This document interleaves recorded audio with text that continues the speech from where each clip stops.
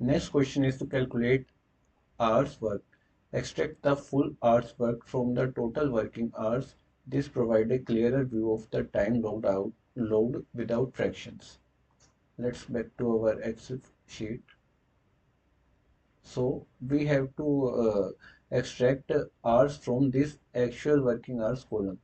So we will do simply extract integer value from this C7 column, C7 cell.